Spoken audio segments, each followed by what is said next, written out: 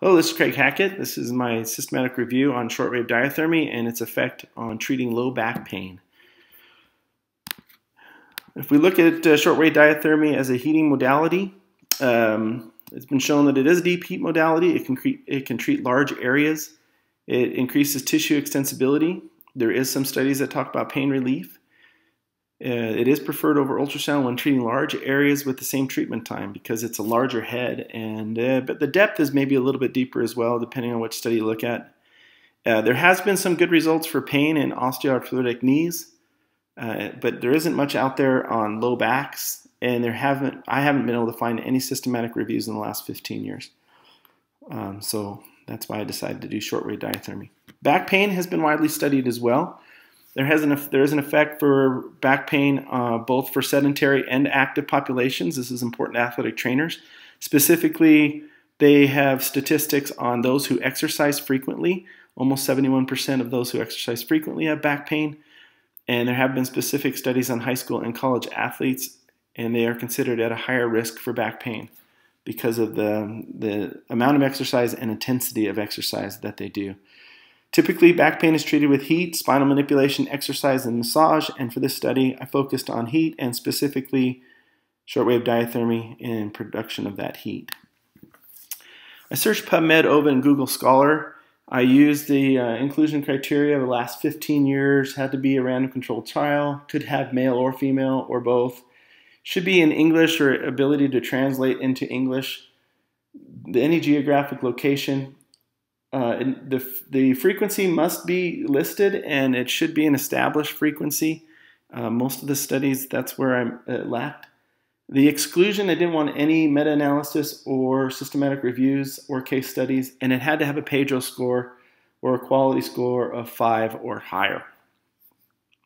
I did use a spreadsheet to organize the information once I narrowed it down to 7 articles, and I then used that same spreadsheet to even get a little bit more specific when looking at the effect size and things like that, which I'll describe here in the next couple of slides. I use Cohen's D to compare and standardize the outcome data.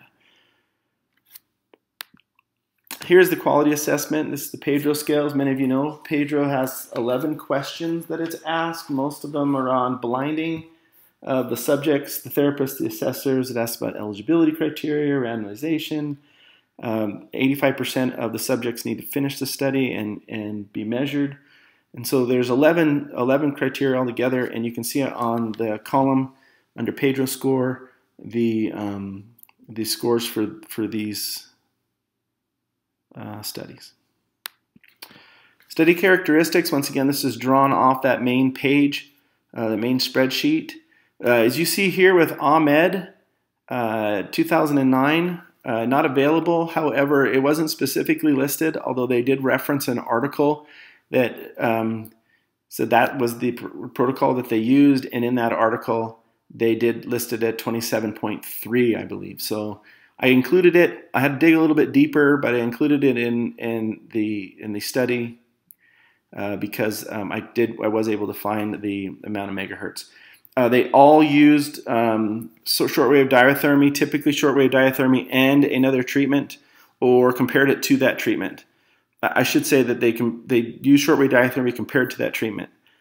In this review, I specifically just took the shortwave diathermy and looked at whether or not it had an effect, and I used Cohen's D to do that, and this chart describes that. As you can see over on the right-hand side under effect size, small, medium, and 1 large. Con just looked at just pre and post test for the use of shortwave diathermy and had a pretty large effect size because they just looked at shortwave diathermy and not compared to others. As drawing out the conclusions on just whether or not shortwave diathermy had an effect, our clinical bottom line is yes, it did have an effect on pain relief. Is it as good as other modalities or treatments? That's another systematic review. It appears that it helps, and it could be helpful in combination. Is it worth the cost? The cheap machines are about $600. They up to about $15,000. The high-end ultrasound is only about $2,000. Most of those are in the low. You can get them as low as $250. So if you're treating large areas, you might consider using a shortwave diathermy. And here are the references. Thank you.